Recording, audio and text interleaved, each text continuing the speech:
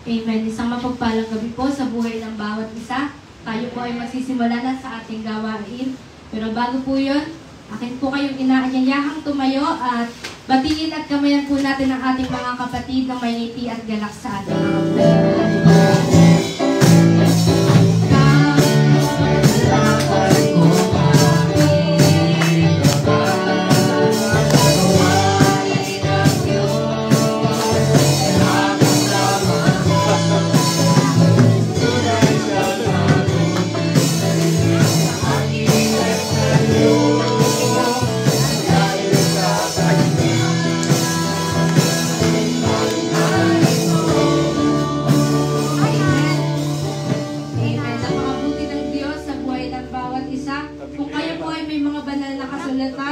Samahan niyo po ako makipagbuklatan sa Salmo chapter 66 verse 1 to 4. Ulit ko po, Salmo chapter 66 verse 1 to 4. Hindi niyo pong nasumpangan, nagsabi po kayo niyan. Sabay-sabay po natin basahin. Sa 1 po, kayong mga tao sa buong mundo, isigaw ninyo ang inyong papuri sa Diyos ng may kagalakan. Umawit kayo ng mga papuri para sa Kanya, parangalan niyo siya sa pamamagitan ng inyong mga awit. Sabihin niyo sa Kanya, O Diyos, kahanga-hanga ang inyong mga gawa, dahil sa inyong dakilang kapangyarihan, luluhod ang inyong mga kaaway sa takot.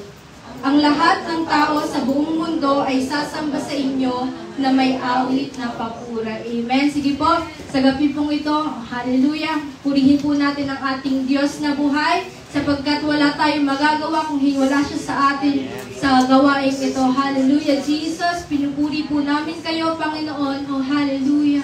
Banal na Espiritu, inaanyayahan po namin ang inyong presensya na lumukob sa sambahan ito, O Diyos. Nawa kayo, Panginoon, ang siyang patuloy na siyang kumilos, O Diyos, na maranasan namin ang inyong mga kamangha-manghang mga gawa, Panginoon. Hallelujah. Ang bawat isa po sa amin, Panginoon, ay dumudulog sa inyo, Panginoon, ng may pananampalataya, O Diyos. Hallelujah. Lord God, maraming salamat sa gabing ito, Panginoon, na muli nyo kami binigyan ng pagkakataon, O Diyos, para makapagpuri sa inyo. Hallelujah. Karapat-dapat po kayo, Panginoon, sa mga papuri. Karapat-dapat po kayo, Panginoon, sa mga pagdakila, O Diyos. Hallelujah. Hallelujah. Kayo walang hanggang Diyos, Panginoon. Hindi kami, Panginoon, karapat-dapat, Panginoon. Ngunit kami inyong kinalinga, O Diyos. Pinaranas niyo ang dakilang pag-ibig sa bawat isa sa amin, O Diyos. Maraming salamat, Panginoon. Hallelujah. Lord God, dinudulog din po namin, Panginoon, inyong gawain. Sa tanging ang inyong kalooban at inyong katuruan, Panginoon, ang aming matanggap sa gabi nito. Matanggap namin ang buong buo, Panginoon. Na wala, Panginoon, kulang, O Diyos. Hallelujah.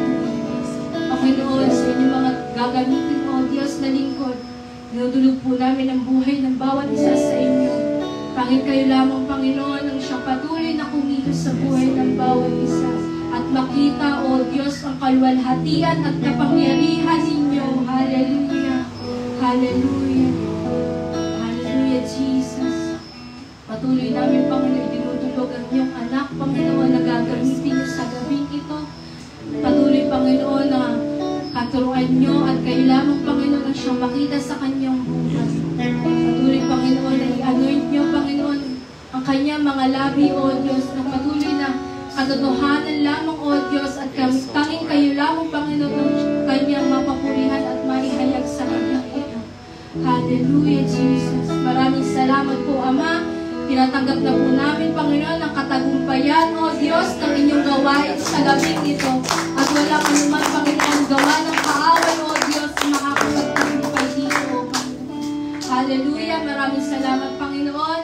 Sa inyo po namin pinabalik ang pinakamataas na pagpupuri, pagdakila at pasasalamat. Ito po ang aming panalangin sa pangalan ni Jesus. Amen. At tayo pinagdako na sa pag-aawitan. Pangungunahan po tayo ni Sister Lani Litas.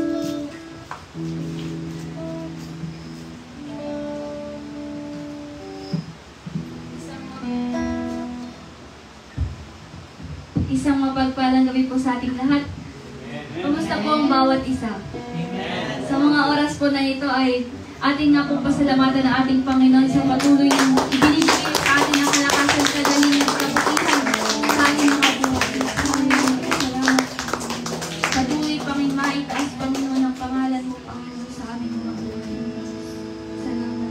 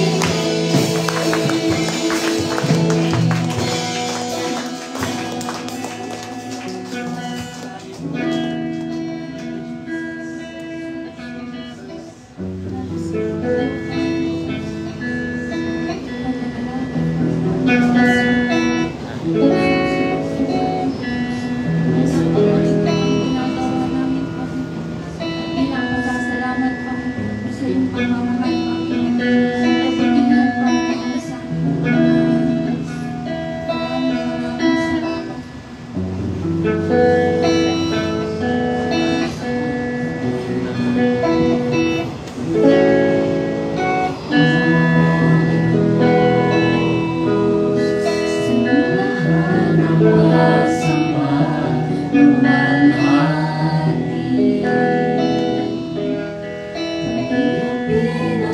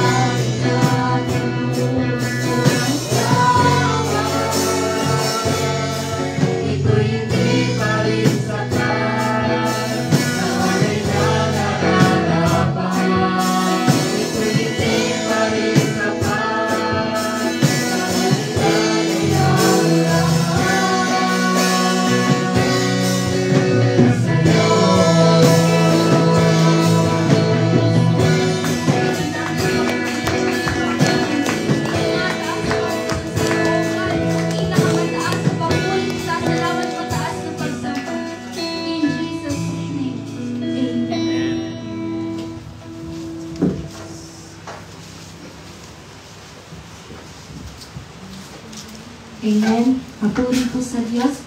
Tayo po ay dadako na sa pag-aaral ng salita ng Diyos. Tayo po pangungunahan ni Brother Jerome Benitez. Sa Diyos po ang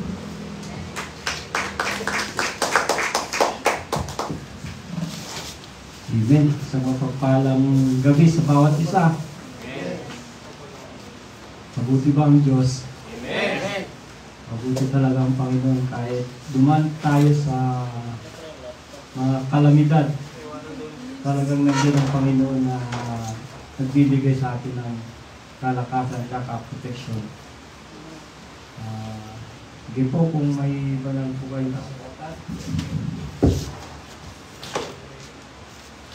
Magbukas tayo sa aklat ng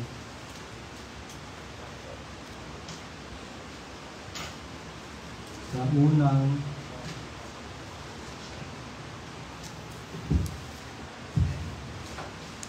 Tesalonica.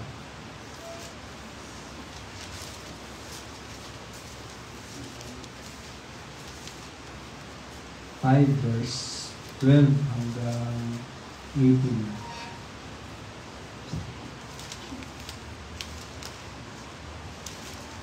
Hindi po tayo ay tumayo pero babasahin po natin sa 12.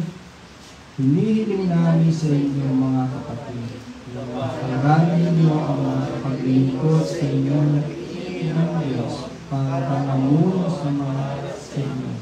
Bigyan nila sa kanila ang lubos sa panawagan at pag-ibig dahil sa gawain nila. Mamuhay kayo ng may mabuting pagkitungo sa isa't isa. Nakikiusap kami sa inyo mga kapatid na pagsabihan niyo ang mga tamad, palakasin ang mga mahina sa pananampalataya nila, maging mapagsusina kayo sa lahat.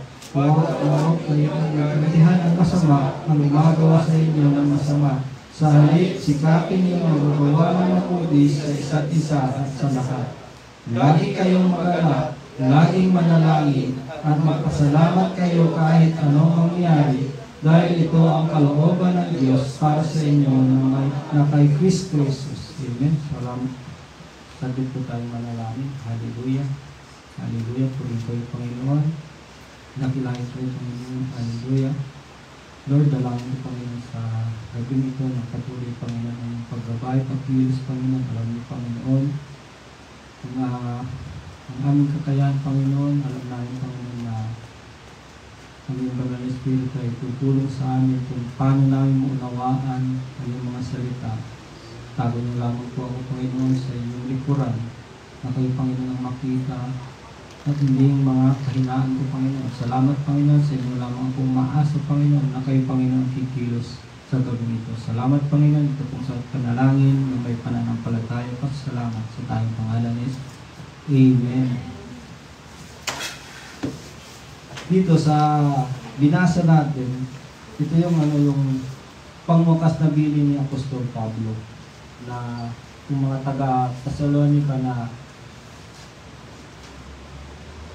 palakasin yung mga manghihina. Sabi nga dito, hinihiling namin sa inyo mga kapatid na pahalagahan ninyo ang mga naglilingkod sa inyo na pinili ng Panginoon para mangaral sa inyo. Amen. Ito, inaano ni Apostol Pablo sa mga taga Thessalonica na yung mga namumuno sa kanila dapat pahalagahan natin. Yung mga namumuno sa atin, magpasakop tayo sa mga namumuno sa atin. Tapos dito, sa 13, ibigay ninyo sa kanila ang lubos na paggalang at pag-ibig dahil sa gawain nila. Mamuhay kayo ng may mabuting pakikitungo sa isa't isa. Sa atin dito sa dito sa church, diba, magkakapalit tayo sa Panginoon. Pero, yung nag-ano sa atin, yung parang pastor, sa yung natin, tagapagturo natin, dapat igalang natin na natin siya yung yung nagtuturo sa atin kasi siya yung inano ng Panginoon na mag-guide sa atin kung paano tayo maglingkod sa Panginoon. Dito sa 14, nakikiusap kami sa inyo, mga kapatid, na pagsabihan ninyo ang mga tamad. May tamad pabubuhay. May tamad ba dito? Walang tamad na Kristiyano, di ba? Tayo masisipag. Yung inaano dito ni Apostol Pablo yung tamad, yung parang tamad sa pananampalataya, yung parang tamad manalangin, matamad sa kagawain sa Diyos. Kung may gawain, hindi siya pupunta. Yung parang inuuna yung sarili niya. Kailangan natin yung palakasin ang bawat isa sa atin. Kasi bawat isa sa atin dapat magpalakasan.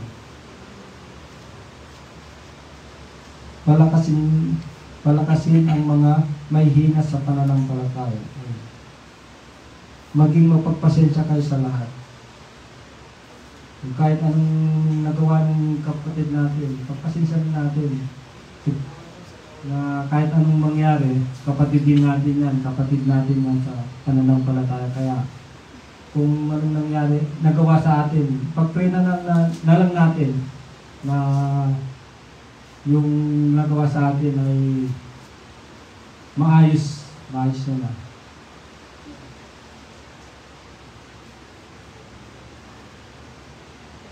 Naging magpagpasensya, huwag ninyong gantihan ng masama ang gumagawa sa inyo ng masama. Sa halip sikapin yung makagawa ng mabuti sa isa't isa. Yun. Huwag tayong gumanti sa kapatid natin.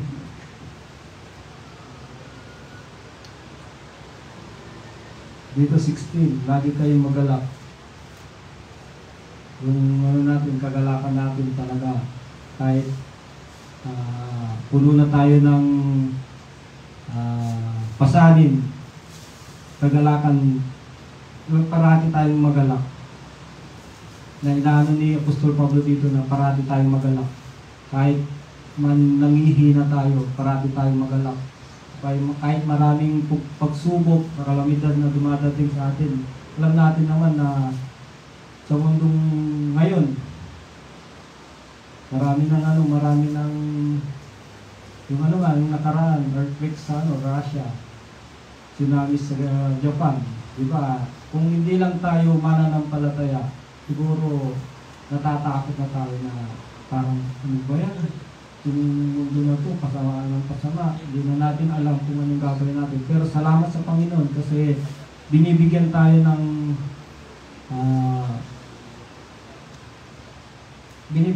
ng kaalaman na parati tayong magtiwala sa Panginoon na kahit anumang mangyari, magalak tayo. Kasi niloob ng Panginoon yan kalooban ng Panginoon lahat ng nangyayari dito sa mundo. Hindi naman yung earthquake, hindi naman tao yung yan kalooban talaga ng Panginoon, mangyayari yan. Lahat ng nakasulat dito sa Bible, di ba? Gagawin ng Panginoon. Kaya kahit anong mangyari, kasi tayo mananampalataya, magtatagumpay tayo, basta magtiwala lang tayo sa Panginoon. Laging manalangin. Yun, sa pananalangin natin dapat, doon natin nakakausap ang Panginoon kung paano tayo kumilos, kung alin yung tama, mali na ginagawa natin. Sa pananalangin kasi kung tayo lumalakas, kung tayo nabibigyan ng kaalaman kung paano gawin ito, kung gagawin ko ito, tama ba ito, kung anong desisyon natin sa pananalangin, pagkikipag-usap natin sa Panginoon, doon tayo lumalakas sa spiritual. Kasi kung hindi tayo hindi tayo nananalangin, wala. Kasi nasubukan ko na rin na nung hindi talagang hindi ako na nananalangin, pero talagang yung parang yung kasi yung nandun yung tawag doon, yung naano ka ng katamaran, natatamad ka kasi na may pagsubok ka. Pero salamat sa Panginoon kasi pinapaalala sa akin na manalangin kasi nandun yung kalakasan natin sa pananalangin. Sa itin at magpasalamat kayo kahit ano ang mangyari. Dahil ito ang kalooban ng Diyos para sa inyo na ng mga anak kay Kristo Jesus. Kinaloob ng Panginoon, kalooban ng Panginoon lahat yung nangyayari sa atin dito. Na sabi ni Apostol Pablo nga, lagi kayong magalak, laging manalangin. Kasi kung talagang babagsak po tayo hindi tayo nananalang. Dito sa natin, yung main verse natin talaga na laging manalangin. Kung anong natin. Anong kahalaga ng panalangin sa Diyos? Ano bang kahalagahan ng panalangin sa Diyos? Dito, naisulat ko, may number 1, magkakaroon ka ng connection sa Diyos. Number 2, magkakaroon ka ng matatag na pananampalataya at spiritual na komunyon. Number 3, magkakaroon ka ng kagalingan sa lahat ng iyong karamdaman. Number 4, magkakaroon ka ng kaunawaan tungkol sa kalooban ng Diyos. Number 5, magkakaroon ka ng kaalaman tungkol sa tama o maling desisyon. Number 6, magkakaroon ka ng protection laban sa masama. Dito sa pagkano natin, kung anong kahalagaan ng pananalangin sa Diyos. Number 1, connection sa Diyos. Anong connection ay ang connection natin sa Diyos? Sa Jeremiah 33 verse 3.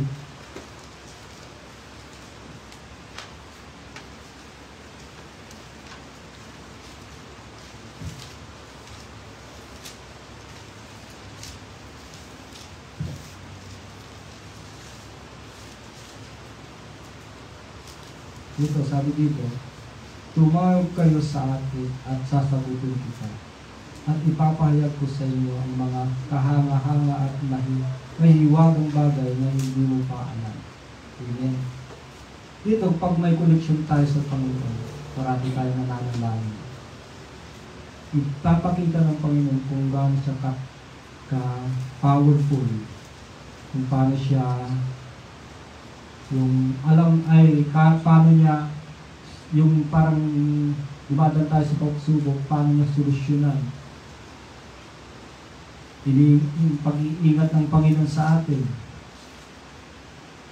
Papahayag ng Panginoon kung paano siya yung gagawa sa iyong buhay. Kung may connection ka, kung parati kang nananalangin sa Panginoon, ipapahayag ng Panginoon yung mga bagay na hindi mo maunawaan, yung bagay na hindi mo pa alam kung paano solusyonan. Kung parati kang nananalangin sa Panginoon na yung pananalangin mo na yung consistent na pananalangin, talagang marami kang matututunan, hindi ka babagsak. At magagawa mo yung mga at ipapakita ng Panginoon yung mga hindi mo pa nakikita na kung ano yung parang yung iniingatan ka ng Panginoon, di ba? Binibigyan ka ng kalakasan sa araw-araw. Yun, kahanga-hanga na yun kasi hindi tayo pinapabayaan, binibigyan ng kalakasan tayo, hindi tayo nagkakasakit. Ano na yun sa atin? Kasi iniingatan tayo ng Panginoon eh. Parati basta tayong mananalangin. Sabi nga dito, tumawag ka sa akin at sasagutin kita. Yun, tumawag lang tayo sa Panginoon. Sasagutin tayo kung ano yung mga daing natin. Yung mga daing natin sa Panginoon na parang kabigatan natin. Tumawag lang tayo sa Panginoon, sasagutin tayo ng Panginoon. At ipapayag niya yung mga kahanga-hanga.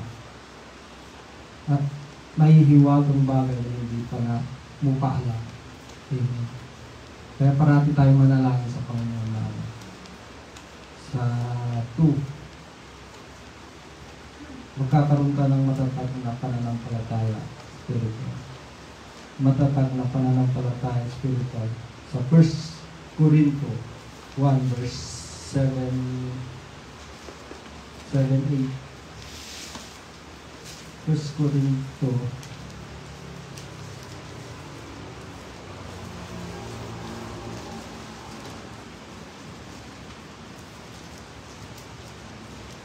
sabi dito sa 1 Corinthians 1:7-8, kaya hindi kayo kinukulang sa anumang kaloob ng spiritual habang hinihintay nyo ang pagbabalik ng ating Panginoong Jesus. Pananatilihin niya kayong matatag sa pananampalataya hanggang sa katapusan upang kayo'y maging walang kapintasan sa araw ng pagdating. Dito, patatatagin ay hindi tayo pagkukulangin sa spiritual, mananatiling matatag ang pananampalataya. Kapag parati tayo na nananalangin,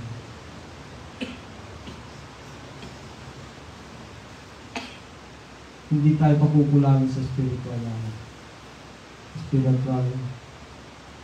Tsaka yung pananampalataya natin talagang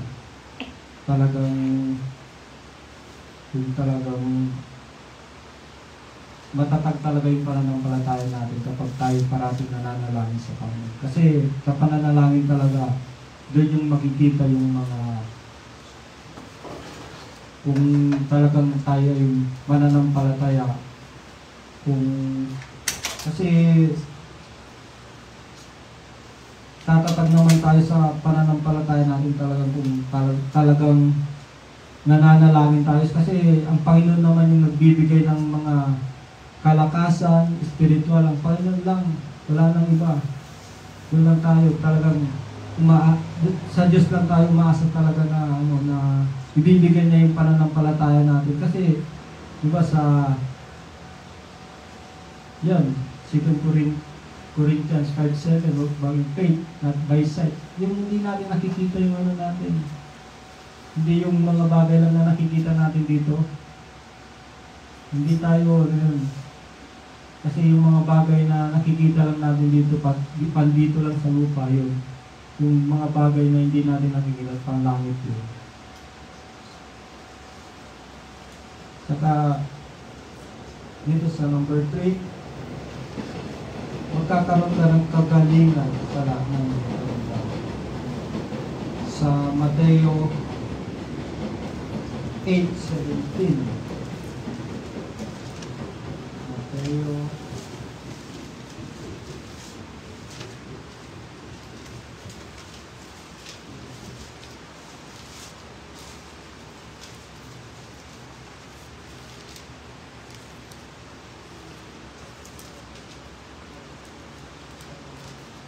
Mateo 8:17. Ito, ginawa niya ang mga ito upang matupad ang sinabi ng propeta Isaiah. Kinuha niya ang ating mga sakit at nilinis ang ating mga karamdaman. Pumunta dito ang Panginoon kasi yun nga, yung mga karamdaman natin, yung mga sakit natin, yung di ba naglatay-latay yung katawan ng Panginoon Jesus para yung ating mga sakit, yung mga kasakit, karamdaman, parang siya yung mang-aako lahat, siya yung tutubos lahat ng ating mga karamdaman at pagagalingin ng Diyos lahat ng iyon.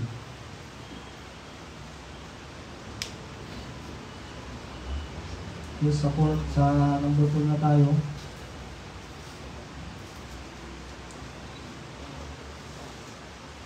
Magkakaroon ka ng kaunawang tungkol sa kalooban ng Diyos.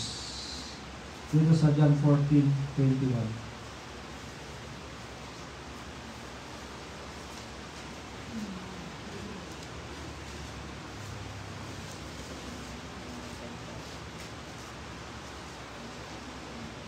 At sino mang tumatanggap at sumusunod sa mga utos ko ay siyang nagmamahal sa akin. At ang nagmamahal sa akin ay mamahalin din ng aking Ama. Mamahalin ko rin siya at ipapakilala ko ang aking sarili sa kanya. Dito, binibigyan tayo ng sample ng Panginoon kung paano magmahal, umibig.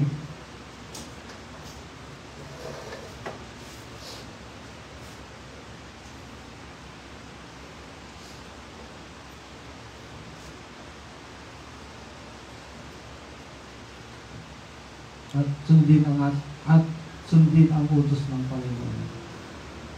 Kasi sa ating pananalangin talaga, talagang bibigyan tayo ng kaunawaan ng Panginoon. Kung ano yung paano magmahal ng kapatid, kung paano ibigin ang mga taga-sanlibutan, kung paano ibigin ang Diyos, ang Panginoong Yesus, kung paano, doon nga sa pananalangin natin, doon ka lang tayo nag-aaral talaga na binibigyan tayo ng direksyon kung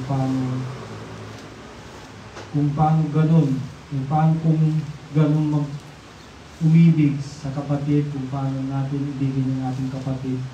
Kasi ito inuutos ng Panginoon sa atin na hindi naman natin alam kung paano umibig kung hindi tayo inutusan ng Panginoon, di ba? Kung hindi nag-example ang Panginoon sa atin na kung paano tayo umibig, hindi din natin alam kung paano tayo umibig kung ang Panginoon hindi tayo umibig ng Panginoon. Kaya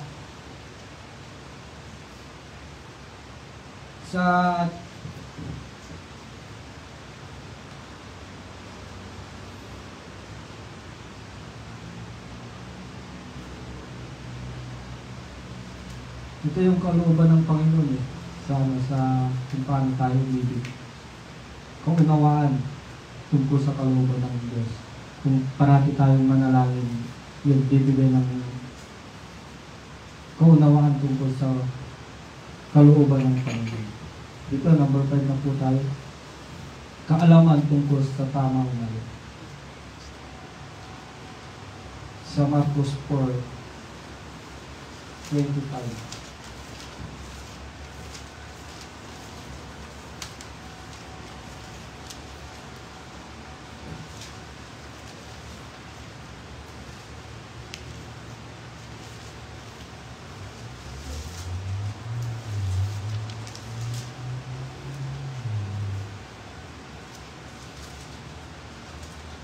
Marcos 4:25.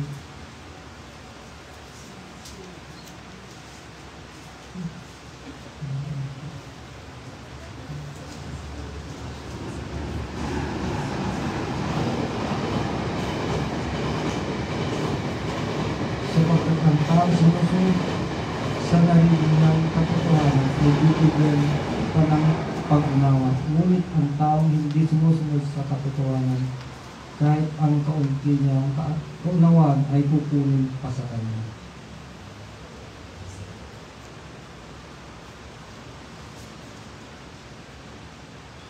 Dito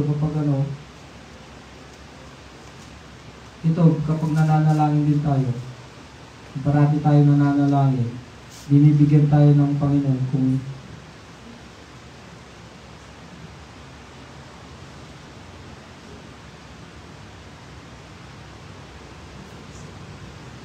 binibigyan tayo ng pag-unawa ng Panginoon kung tama ba yung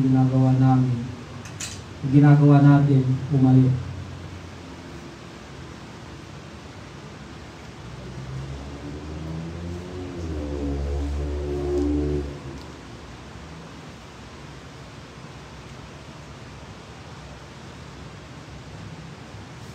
Pagkat ang taong sumusunod sa narinig niya, pagkat ang taong sumusunod sa narinig niya, katotohanan at ibibigay sa Panginoon. Dito sa binasa natin, kung sumusunod tayo at narinig natin ang katotohanan, binibigyan tayo ng pag-unawa kung tama ba yung ginagawa natin sa buhay natin. Kasi kung hindi nga tayo nananalangin, malalaman mo kaya kung tama ba yung ginagawa mo, kung inaano ka ng Panginoon, kung hindi ka nananalangin, na sarili mo na lang yung iniisip mo, paano mo malalaman kung mali o tama na yung ginagawa mo? Kaya parati tayo manalangin sa Panginoon na itama tayo parati sa gagawin natin para hindi tayo magkamali. Kasi kapag ang Panginoon yung kumilos sa atin, sumama sa atin, talagang sure na hindi tayo magkakamali. Parati tayo magtiwala sa Panginoon. Dito sa last, protection laban sa masama. Sa Mateo 26 verse 40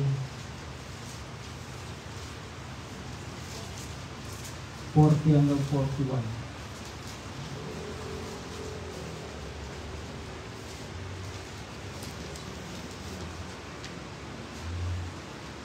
Dito yung mga alagad niyo, ang alagad ng Panginoong Hesus. Sa 40, binalikan ni Jesus ang mga tatlo niyang tagasunod at dinatnan niya silang natutulog. Sinabi niya kay Pedro, hindi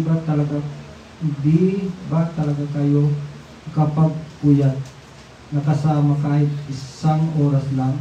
Magpuyat kayo at manalangin upang hindi kayo magdaig ng tukso.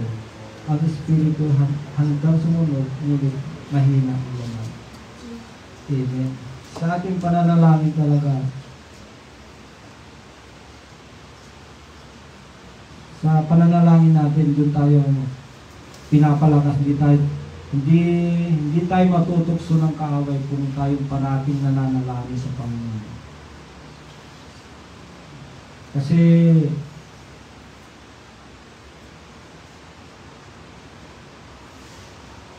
yung pananalangin yung protection natin sa tukso ng kaaway. Kasi kung di tayo nananalangin parati, wala, mahina yung katawan natin na kaya kung parati tayo nananalangin, yung tukso ng kaaway, mapagtatagumpayan natin yan. Kasi talaga sa pananalangin, doon natin nakakausap ang Diyos. Sa pananalangin, doon tayo pinapalakas ng Diyos. Sa pananalangin, doon tayo pinakausap ng Panginoon kung paano yung gagawin natin. Di ba kapag may problema tayo, may gagawin tayo, dapat parati natin idulog sa Panginoon. Kasi ang Panginoon, hindi tayo iwawala. Ang Panginoon, hindi tayo parang pililiko ba sa ang Panginoon, bibigyan tayo ng direksyon. Pero dapat kung nananalangin tayo, dapat handa din tayo makinig. Kung nananalangin ka nga, hindi ka naman, ito yung gawin mo, sabi ng Panginoon, hindi mo ginagawa. Wala din.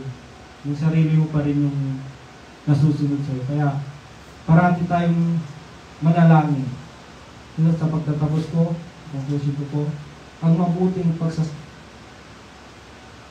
pagpapasya ay bunga ng pananalangin at karunungan na mula sa Diyos. Kaya parati tayong manalangin. Kung anong gagawin natin, panalangin natin. Kung gagawa tayo ng parang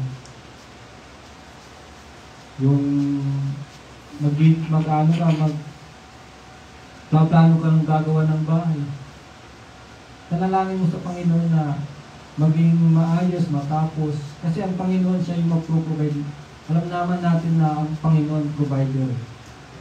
Siya yung nag-provide sa atin. Kasi kung sa sarili mo lang nalakas, baka hindi mo magagawa yung bahay na yun. Kasi kung binigyan ka ng sakit ng Panginoon, karamdaman ng Panginoon, hindi mo na magagawa. Kaya parati tayong na kung magdidesisyon tayo, parati natin dulog sa Panginoon kasi ang Panginoon, bibigyan tayo ng kaunawaan, karunungan. Parati tayong manalangin sa Panginoon na yun nga, yung pray without ceasing, di ba? Yung parang dire-diretso yung pananalangin na na lahat ng ating decision sa buhay. Panalangin natin kung ano yung mga mabigat sa atin na dinadala, mga problema, mga pagsubok, kahit mga kalamidad, di ba? Parati tayong parang nanginginig na tayo kapag pero salamat sa Panginoon kasi binibigyan tayo ng kaunawaan na hindi tayo matatakot sa mga ganyan na klase ng mga kalamidad ng mga problema. Kasi alam natin, kung totoo tayong mananampalataya ng Diyos, hindi tayo matatakot. Kasi alam natin na tutulungan tayo ng Panginoon sa lahat ng ating mga gagawin. Hindi po, tayo po ay saglit na manalangin. Ay, hallelujah. Hallelujah. Maraming Diyos na makapagpabuti at tapat. Maraming salamat sa inyo sa gabing ito. Salamat sa inyong mga salita, Panginoon, na nahayag sa gabing ito na patuloy na parati kayong manalangin sa inyo, dumulog sa inyo, Panginoon. Kausapin namin kayo, Panginoon, kung ano yung mga kalooban niyo, Panginoon, ang aming gagawin, Panginoon. Salamat sa katuruan niyo, Panginoon. Salamat sa inyong mga salita, Panginoon, na nagbibigay ng direksyon kung paano kami kumilos dito sa mundo, Panginoon. Salamat, Panginoon, sa kalakasan, Panginoon, na binibigay niyo parati, Panginoon. Hallelujah. Salamat, Panginoon. Hallelujah. Na kung kahit yung mga pagsubok na dinadaanan namin, Panginoon, alam namin, Panginoon, alam niyo, Panginoon, ang kagustuhan niyo lang, Panginoon, ay ilapit namin, panalangin namin sa inyo, Panginoon, na ang gusto niyo lang, Panginoon, na lumapit at magsumamo kami, Panginoon, na tulungan niyo po kami, Panginoon. Hallelujah. Salamat, Panginoon, sa inyong mga salita na nahayag sa gabi nito. Salamat, Panginoon, sa inyo lang ang pinakamatas na papuri, pagkakila pagluwalhati sa tayong pangalan ni Jesus. Amen.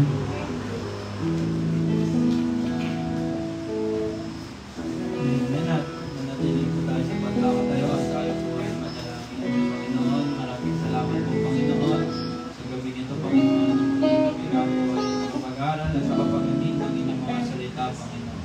Maraming salamat, Panginoon, sa inyong mga salita, Panginoon. Patuloy nga po, Panginoon, patuloy namin sa buhay, Panginoon, sa pang-araw-araw namin ginagawa, Panginoon, maging sa iyo anak na iyong bilangin, Panginoon. Patuloy mo nga po siyang pagpalain, Panginoon, sa kanyang pamilya, Panginoon, patuloy na pagpapala po sa kanila, Panginoon. Dinadalangin nga rin po namin, Panginoon, ang aming mga kapatid, Panginoon, na wala ngayong gabi, Panginoon.